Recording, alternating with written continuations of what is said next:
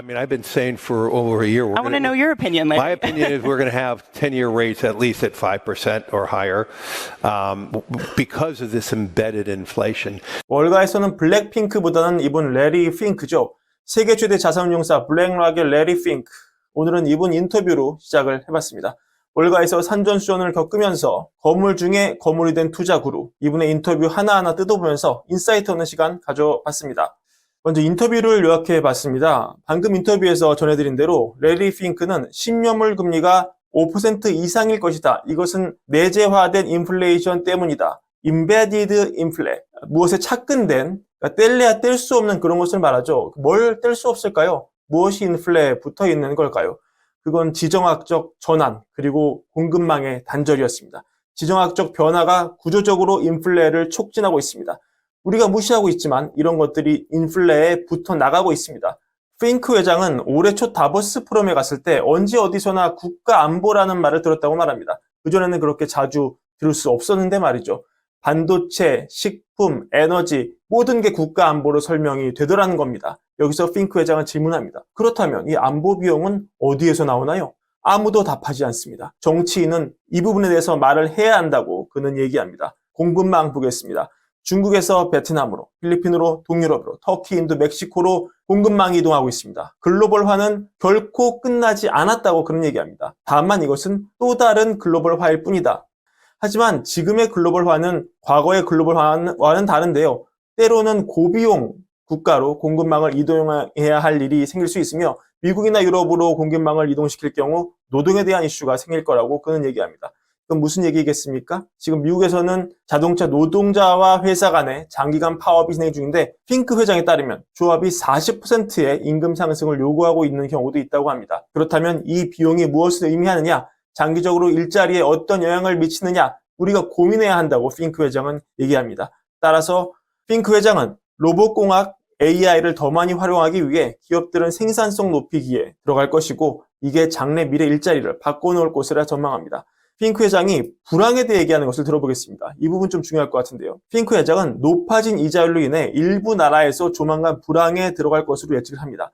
특히 금리에 민감하고 GDP 감소가 실제로 나타난 유럽을 콕 집어서 얘기를 합니다. 하지만 이게 핵심인데요. 그는 어떤 불황이든 상당히 영향이 적을 거로 생각하기 때문에 그다지 불안하지 않다고 얘기합니다. 심지어 미국은 불황이 필요할 수 있다. 인프라 법안, 반도체법 등이 일자리를 찍어내고 있기 때문에 이게 미국을 지나치게 활력 있는 경제로 몰고 가고 있고 노동 수요를 줄이기 위해서는, 즉 찍힌 일자리를 줄이기 위해서는 불황이 필요할 수도 있다. 이런 얘기를 합니다. 이르면 2025년에 미국 경제가 불황에 들어갈 가능성도 있는데 가까운 미래에는 불황을 예상하지 않는다. 그래서 연준은 오랫동안 할 일이 있을 것이다. 이렇게 얘기합니다. 그럼 지금 이런 시점에서 우리가 어디에 투자해야 합니까? 질문자가 그 2009년 ETF 시장에 폭발을 거론하면서 앞으로 자산 시장에서 ETF는 뭐냐? 제2의 ETF는 뭐냐? 이렇게 물어보는데요. 핑크 회장은 여기서 정부의 재정 적자에 대해 얘기합니다. 이 친환경 세계로 넘어가기 위해서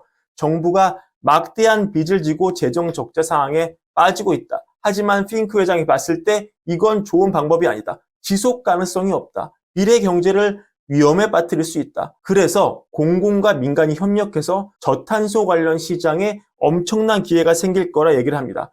정확하게 표현하고 있지 않지만 핑크 회장은 이렇게 생각하는 것 같아요. 지금까지 정부의 돈으로 SOC 사업처럼 밀고 가던 이 친환경 사업의 틀을 이제는 민간이 돈을 대는 식으로 그걸 구조적으로 파이낸싱을 해서 정부 돈이 아닌 투자 자금의 돈으로 굴러가는 방식으로 금융이 새롭게 바뀔 거라 전망합니다. 여기서 엄청난 기회가 나온다는 거죠. 저탄소 세계로의 이행은 불가피한 것이고 그의 표현대로 이런 표현을 쓰는데요. 좌파에서도 공격하고 우파에서도 공격하는 걸 보니 이 사업이 정말 말이 되는 사업이구나. 이런 얘기를 하고 합니다. 친환경 사회로의 전환이 있으면 신기술이 필요하고 제대로 된 기술 없이 무작정 시스템을 바꾸면 어떻게 되는지를 독일과 유럽이 겪은 2년의 극심한 전력난이 보여준다. 게다가 신흥국까지 이 큰 판에 끌어들이려면 금융이 여기서 들어가서 윤활 역할을 해줘야 된다. 왜냐하면 이 과정에서 에너지값이 오르면 신흥국은 다시 석탄을 쓸 거기 때문이다. 왜냐하면 당장 먹고 사는 게 급하기 때문이죠. 정리하면 무엇입니까? 이 친환경 사업 분야에서 10배 가고 20배 가는 기업이 나온다는 겁니다. 주가가. 지금도 나오고 있지만 이게 정부 주도 사업에서 즉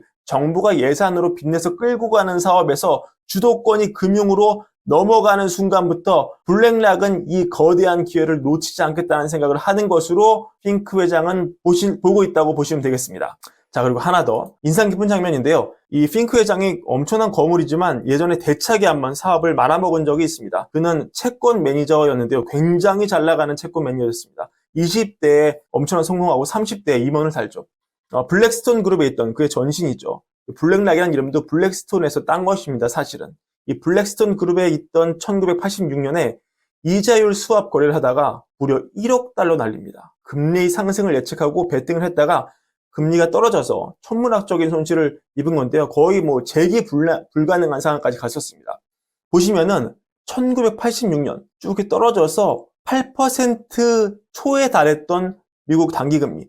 이 부분에서 핑크 회장은 다시 금리가 오를 거로, 구조적으로 오를 거로 예측을 했는데 완전히 금리가 쭉 떨어진 거죠. 그해 말 5% 후반까지 밀렸습니다. 그런데 그럼 이 당시 논리적으로 핑크의 베팅이 틀렸느냐? 그게 아닙니다. 왜냐면 여기서 바닥을 찍고 금리가 다시 올라서 89년에는 10% 근처까지 갔기 때문인데요. 따라서 그는 중기 전망은 맞췄지만 단기에 너무 지나치게 몰빵 베팅을 했기 때문에 위험성이 높은 파생 상품 거래를 했기 때문에 거의 인생이 망할 뻔한 경험을 한 것입니다. 그래서 질문자가 이렇게 얘기합니다. 지금 다수의 채권 트레이더, 지금 다수의 시장 참가자들은 5% 이상 금리를 못 보는 사람들이다. 핑크 회장 당신은 여기서 좀 우여곡절 겪지 않았느냐? 좀 할 말이 없느냐? 핑크 회장이 이렇게 얘기합니다. 나는 그 사건 이후에 리스크 관리에 대한 중요성을 깊이 깨닫고 이 포트폴리오 리스크 관리 시스템인 알라딘을 구축을 했다. 35년 전에 블랙락을 시작할 때부터 25%의 이 테크 직원을 뽑았다. 자, 그렇다면 핑크 회장의 숨겨진 답변은 무엇이겠습니까? 구조적인 변화, 지정학의 변화, 임베디드 인플레이션 이런 걸로 금리 레벨 자체가 올라간 건 맞다. 난 그래서 1년 전부터 10년물 금리가 최소 5% 이상일 거로 본다. 근데 만약에 지금 이 시점에 핑크 회장이라면 이런 가능성만을 베팅하고 채권 숏에 몰빵 투자를 할까요?